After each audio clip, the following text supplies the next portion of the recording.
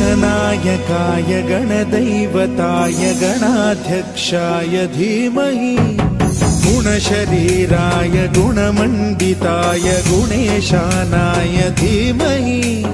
गुणातीताय गुणाधीशाय गुणप्रविष्टाय धीमहि एकदन्ताय वक्रतुण्डाय गौरीतनयाय धीमहि गजेशानाय भालचन्द्राय श्रीगणेशाय धीमहि